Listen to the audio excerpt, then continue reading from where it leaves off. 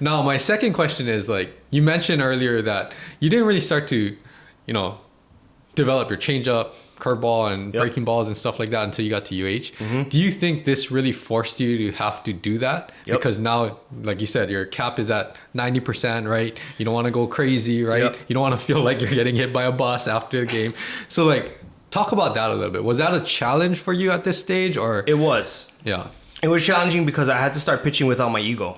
Got it. I had to start doing things that I wasn't necessarily comfortable with, and then that's human nature, right? Mm-hmm. You always run back to what feels comfortable. Yeah.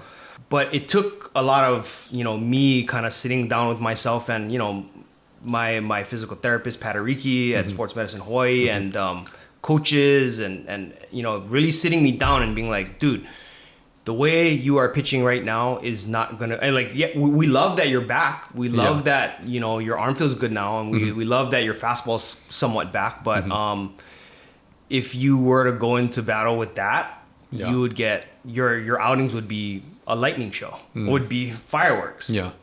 You have to learn how to spin the ball. You have to learn how to throw a changeup, because otherwise you're not gonna pitch.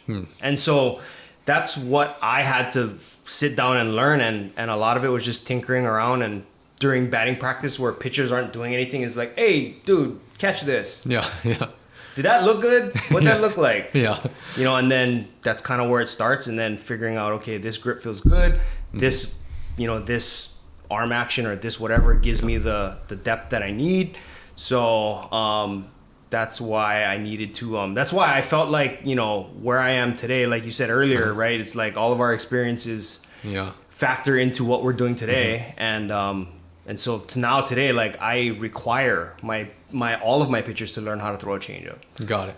Not just because it's a good pitch, but it's just, I don't want them to be in that situation to where they don't know how to slow a ball down without like, doing any sort of weird stuff, So that's what I kind of, I had to start throwing without my ego. Got it. Yeah. When you think about that too, because as you said, before that, you weren't relying on these off-speed pitches, right? So was there anyone, coaching staff, or like who was really helping you to develop this skill? Because now it's like, I mean, not saying you didn't throw these pitches before, but you didn't use them as effectively as you could have, right? So like, who was there to kind of guide you along the way? Like how you're guiding your athletes right now. Was there anyone like that for you? Yeah, my pitching coach, Chad Konishi at the time, he was very instrumental. I mean, he was a guy, dude, like one of my favorite people on the planet. He's the athletic director at St. Louis now. Yeah.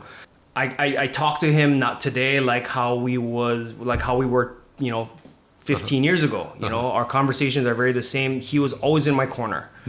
And he was always one that he never gave up on me, because I think he knew how good I could be, I think. I think he knew that with the right instruction, with the right direction, I could, still have a fairly decent career after surgery. And so he was the one that was real instrumental in really teaching me how to throw my curveball. I never used to really think of things other than like, this is how I hold it. This is what I'm supposed to feel and throw it. But he was the one, he's like, well, think about how it's supposed to spin.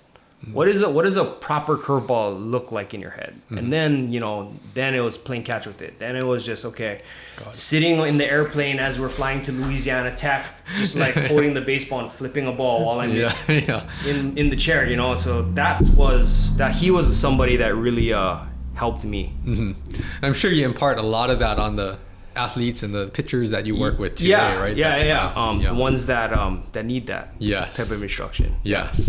So no, there's so many things, and we could talk about your whole rehab thing for multiple episodes, but sounds like a lot of things you've overcome besides just the physical component. I mean, mental component too. You got to learn how to pitch like without your ego, right? You have to learn how to control and bring your game to its performance potential, right?